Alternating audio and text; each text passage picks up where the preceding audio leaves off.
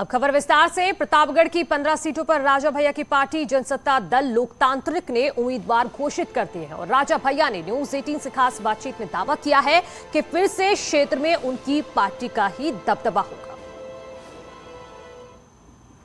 प्रतापगढ़ का जिक्र आते ही दो बातें हर व्यक्ति के जहन में आती हैं। पहले प्रतापगढ़ का आंवला, और राजनीति की अगर बात की जाए तो राजा भैया का अगर जिक्र ना हो तो ऐसा हो ही नहीं सकता। आज राजा भैया के पास न्यूज़ 18 की टीम मौजूद है। उनके इस दरबार में आप देख सकते हैं कि राजा भैया आम दिनों की तरह लोगों से मुलाकात कर रहे हैं। सैकड़ों की संख्या में फरियादी हम मौजूद हैं और उनसे मिलने वालों का एक लंबा तांता लगा है। हम राजा भैया से ही बात करके जानने की कोशिश करते हैं कि चुनाव सर पे है और फरियादी। राजा भैया, आपका स्वागत है न्यूज़ 18 पे। बहुत धन्यवाद। स्वागत आपका बेटी में। सैकड़ों की संख्या में फरियादी क्या रोज रहते हैं कि आज? नहीं, पहली बात तो इसमें से एक भी फरियादी नहीं है। ये सब हमारे स्तंभ हैं जो इस पूरे चुनाव को अपने कंधों पे लेकर के दिन रात मेहनत कर रहे हैं सर। और जो हर बार कुंडा में कीर्तिमान बनता है वो आप ही सब लोगों की देन है, आप ही सब लोगों का परिश्रम है, आप ही लोगों का प्रयास है। सर, चुनाव को किस रूप में आप देख रहे हैं 2022 के, क्योंकि लगातार 6 बार से आप जीत रहे हैं। 2022 का चुनाव कितना टफ मान रहे हैं सर आप हमारी व्यक्तिगत सीट की बात कर रहे हैं? पूरी पार्टी की बात कर रहा हूँ आपके मैं आपकी इस पूरी जी, पार्टी जिसके आप राष्ट्रीय अध्यक्ष हैं। पार्टी ने अभी तक 15 सीटों की घोषणा करी है और भी सीटें घोषित की जाएंगी। एक समस्या कोविड वाली तो आ ही रही है कि जनसंपर्क, जनसभाएं, रैलियां ये सब नहीं हो पा रही हैं, तो ये एक अपनी जगह समस्या है। तो लेकिन अब सभी दल उसको फेस कर रहे हैं। तो कुंडा और बाबागंज में तो आप लोगों के हवाले हम छोड़ करके और निश्चिंत हैं। चुनाव अन्य जगह से फ़ोन से संपर्क हो रहा है और कल परसों से वहाँ कार्यक्रम भी लगेंगे। राजा भैया, इस बार अलायंस आपने सर किसी से नहीं किया, क्या आप इंडिपेंडेंट इतनी सारी सीट्स पे ही करना चाह रहे हैं कि इलेक्शन के बाद अलायंस के बारे में सोचेंगे, सपोर्ट के बारे में? सर हाँ, प्री पोल अलायंस नहीं हुआ है। अभी हमारा लक्ष्य है कि अधिक से अधिक सीटें हमारी जीत करके आए। राजा की आरी से यारी है, आरी की धार कितनी तेज? आरी ने अपनी धार 2012 में भी दिखाया और 2017 में भी दिखाया और कीर्तिमान बनाया पूरे प्रदेश में सर। और ये बहुत प्रसन्नता की बात है कि वही चुनाव निशान फिर से आवंटित हो गया हमको।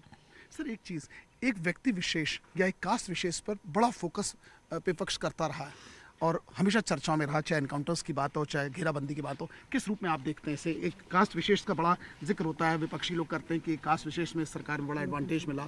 आप इस बात को मानते हैं सर कि नहीं?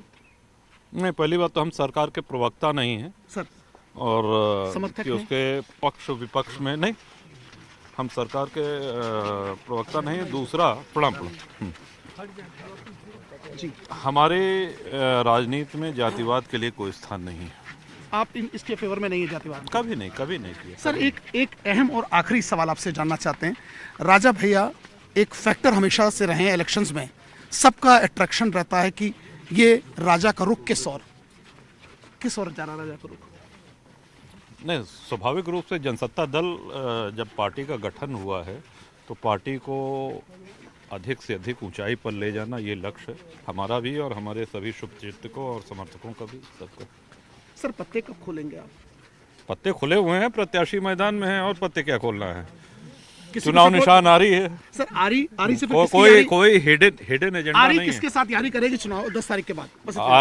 जनता आरी को आशीर्वाद दे। जनसेवा में जनसत्ता दल के सभी प्रत्याशी अन्य दलों के प्रत्याशियों से अधिक तत्पर, अधिक सक्रिय रहेंगे। आपने देखा राजा भैया हमारे साथ हैं जिन्होंने साफ तौर पे कहा कि इनकी आरी से किसी की यारी नहीं, अपने सारे प्रत्याशियों को लड़ा रहे हैं और इलेक्शंस के बाद ये डिसाइड होगा कि इनकी आरी की यारी किसके साथ थी। जर्नलिस्ट आशीष पांडे के साथ अमित गंजू, न्यूज़ 18 प्रतापगढ़।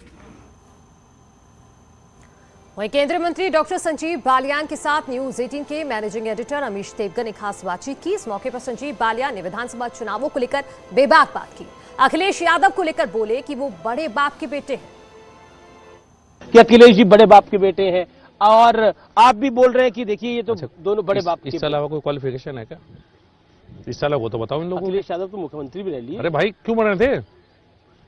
मेरा नंबर क्यों नहीं आया? अखिलेश का क्यों आ गया? भाई आप उसके पिताजी मुलायम सिंह यादव मुख्यमंत्री थे ना, बड़ी बनाई पार्टी सौंप दी। जयंत सिंह जी वहां बैठे हैं, बड़ी बनाई पार्टी मिली है। एक दादा चौधरी चरण सिंह, इतना बड़ा नाम मिला है जिसका नाम लेकर हम भी राजनीति करते हैं। और क्या है भाई, हम धक्के खा रहे हैं, वो खा रहे हैं क्या धक्के? वो तो ठीक है, बैठे हैं वहां, और चुनाव के टाइम पर 5 साल ट्वीट खेलेंगे, विदेश में घूमेंगे। अखिलेश यादव जी चुनाव का टाइम आऊंगा, घूमेंगे हेलीकॉप्टर में, उसमें हाय हाय करेंगे, बाय बाय करेंगे और चले जाएंगे।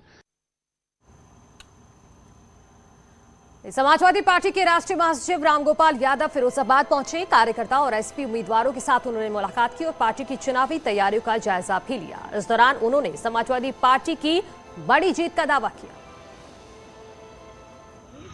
पार्टी और उसके सहयोगी दल जबरदस्त बहुमत हासिल करने जा रहे हैं और 10 मार्च को उत्तर प्रदेश से बाबा जी की विदाई और अखिलेश का सत्तारूढ़ होना तय है। तो एक सीट नहीं मिल रही कहीं बीजेपी, नॉट वन, खाता नहीं खुलेगा, यू विल सी। एक बार फिर आप सभी का स्वागत है। यूपी चुनावों में बीजेपी अपना दल एस के साथ चुनाव मैदान में जा रही है। दोनों पार्टियों के बीच सीटों का बंटवारा हो गया है। सूत्रों के हवाले से एक खबर है कि अपना दल एस को बीजेपी ने 19 सीटें दी हैं।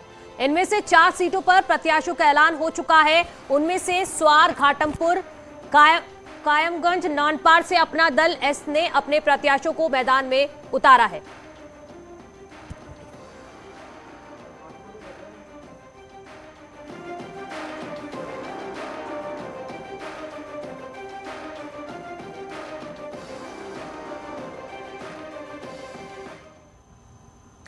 वहीं एसपी अध्यक्ष अखिलेश यादव ने अपराधियों को टिकट देने के आरोपों पर बीजेपी पर पलटवार किया है। उन्होंने कहा है कि बीजेपी दूसरों पर तो आरोप लगाती है, लेकिन वो अपनी लिस्ट नहीं देखती।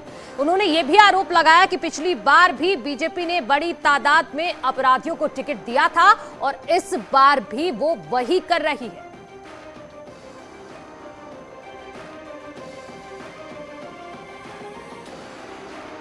जिनके ऊपर इतने मुकदमे थे, डिप्टी सीएम पहले हैं जिनके ऊपर इतने मुकदमे थे, मुख्यमंत्री ने अपने केस वापस ले लिए, डिप्टी सीएम ने अपने केस वापस ले लिए। पिछली विधानसभा में सबसे ज़्यादा आपराधिक मामलों में अगर कोई सदस्य में बैठा तो भारतीय जनता पार्टी के सदस्य बैठे थे। आज जो सूची जारी हो रही है, दूसरों पे तो आरोप लगा रहे हैं, लेकिन भारतीय जनता पार्टी अपनी सूची नहीं देख रही है। उनकी सूची में भी बड़ी संख्या में वो लोग हैं जिन पर आपराधिक मुकदमे दर्ज हैं, जो कहीं ना कहीं अपराधी हैं, और इसीलिए जनता इनसे नाराज है। पीएसपी लोहिया के राष्ट्रीय अध्यक्ष शिवपाल सिंह यादव ने दावा किया है कि इस बार अखिलेश यादव के नेतृत्व में प्रचंड बहुमत से एसपी पीएसपी गठबंधन की सरकार बनने जा रही है। मुलायम की छोटी बहू अपर्णा यादव के बीजेपी में शामिल होने को लेकर उन्होंने कहा कि इसका कोई असर नहीं पड़ेगा।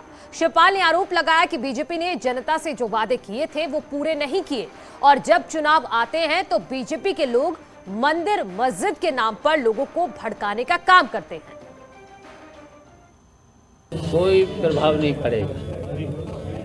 जो भी इस गठबंधन में हैं, अखिलेश यादव के नेतृत्व में जो गठबंधन बना है, उन्हीं को सपोर्ट करेगा, उन्हीं को विजयी करेगा। वहीं डिप्टी सीएम दिनेश शर्मा ने दावा किया है कि सरकार ने हर मोर्चे पर बेहतरीन काम किया है, बेहतर शिक्षा व्यवस्था दी है और नकल माफिया पर लगाम कसी है। उन्होंने कहा कि यूपी का कोविड प्रबंधन सबसे बेहतर रहा है।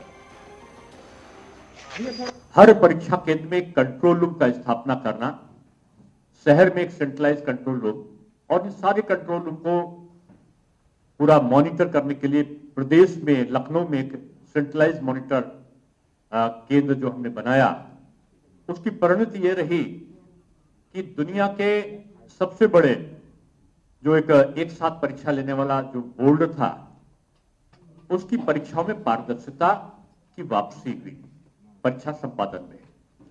और ये वो अवसर था कि जब कॉलेजेस में, विद्यालयों में पढ़ाई नहीं होती थी, हम लोगों ने एक टाइम टेबल पूरा 10 महीने पहले जारी किया, कब परीक्षा, कब परिणाम, कब उसकी चेकिंग और कब प्रवेश होगा। और इसी के साथ इस बुलेटिन में इतना ही। एक छोटा सा ब्रेक, उसके बाद भी खबरें लगातार जारी है।